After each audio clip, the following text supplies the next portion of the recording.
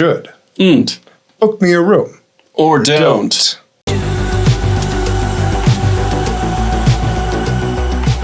This is should-n't. This is where we talk about things that do exist and shouldn't, and things that should exist and don't.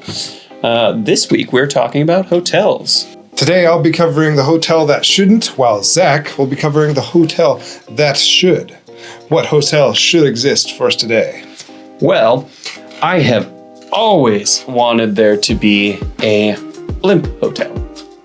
Yeah, that's cool. So there have been a lot of concepts of Blimp hotels that just shy of actually made it to being a thing. This you can see an image of the first would-be Sky Hotel, but it's, as you can see, crashing. Doesn't look like that went as planned. Not there yet. But this is more like my vision of what a Sky Hotel should be. That looks like a legitimate cruise ship. Yep, a cruise ship for the sky. Because you think about it, cruise ships are massive, right? Right. And you'd need a Blimp to be really flippin' big to carry the weight of what this would be. Right. Obviously, this is a little over what I'm envisioning. Maybe it'd have a strip for a 2-lane pool thing, but it really wouldn't be able to be that big because weight, obviously. Mm-hmm. And you'd probably only have about 20 rooms from what I'm gathering, but it'd be so much bigger than the current Blimps that have existed. But Blimps actually have a fair decent amount of space in them that people don't realize already. So make a big Blimp, and Blimps fly like approximately like 35-ish miles an hour or so. Similar to like what a cruise ship does. But instead of cruising around the world's oceans, you can cruise around the world's airspace and visit places like the pyramids or all the super scenic mountains and just slowly float by in your Blimp. That would be so cool, especially to be able to see them for that extended period of time, but from that great angle. Yeah, from angles that you can't get from anywhere else unless, you're taking like a helicopter tour or something, but those things don't last very long. This, your view, is the world's best view, and it's constantly moving. It docks occasionally, and that's where you get on and off. But you're able to basically choose where in the world you want to go, and then you just have to line up when the Blimp's there. I would imagine a Blimp like this would also be a lot quieter than a helicopter or an airplane. Oh yeah. So if you were like African safari and like go down and over the trees in Africa without scaring all the animals away. That would be really cool. Yeah, bird's eye view of the Serengeti. Watch the wildebeest run, go up into Canada and watch that one massive herd of caribou running. You could do anything. You're not limited to places where you can go on a cruise ship because you can go anywhere. So, I've always envisioned this, and the way I think it would work is kind of the way that they've gone about it with the other one, where it's kind of like that flat thing that you saw from the other one. Just imagine it like 10 times bigger. Right. And then you have on the top, it's almost like a deck. Mm-hmm. And it's got a few of the penthouse rooms at like the corners or something. Right. And then on the bottom you have just the general regular Blimp stuff, and you can, travel on a staircase from one to the other or whatever. But you have this incredible world-class view wherever in the world you want to go.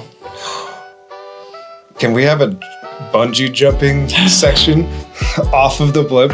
It's slow enough that you probably could. That would be terrifying. That would be so much fun. So cool. Yeah.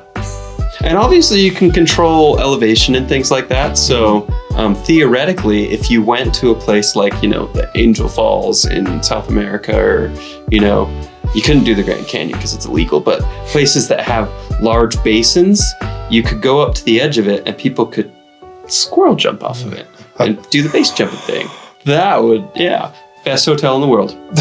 Hands down. You're wrong whatever you're thinking, it's wrong. Space hotel, that's not on Earth, so it doesn't count.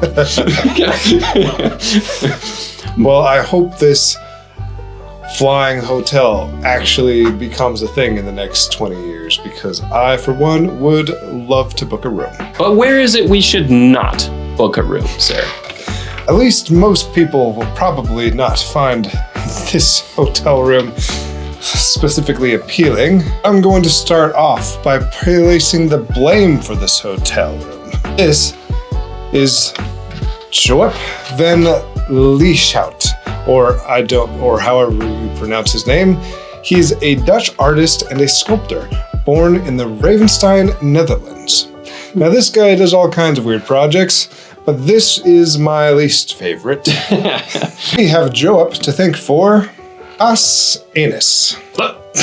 Oh, why? Resting in the Verbeek Foundation Art Park near Antwerp, Belgium, is the one-room hotel that allows guests to spend a night inside of a massive colon. As you can see here, the slim, curved interior of the furnished anus features a double bed, windows, heating, and of course, working plumbing. The exterior of the room is sculptured with bulging veins and a giant puckered sphincter, as you can see here. Oh. This is why you come to Shun, because it's the best of humanity and the stuff that comes out of this thing. If you want to stay in this room for a night, it's only going to cost you $136. Breakfast and access to the art museum are included. So, hopefully breakfast is a little bit more appealing than what I'm imagining. if you would like to stay here, however, they do book out often. So they would very much like for you to book at least a few weeks in advance. Interesting. High demand for the poop room. Yep, apparently it's actually pretty popular. Apparently this art park attracts over 20,000 visitors per year. Interesting. Not me. One of these days, Zach's punishment. Oh, We'll be staying in the a 2-night vacation. The inside is all white and shiny, so it's not like as terrible as it could be, as long as you just go in and forget where you are. Yeah, it could be much, much worse. In that vein, what's something that you have found that does exist and shouldn't? Or what's something you think should? Put that in the comments below and go away.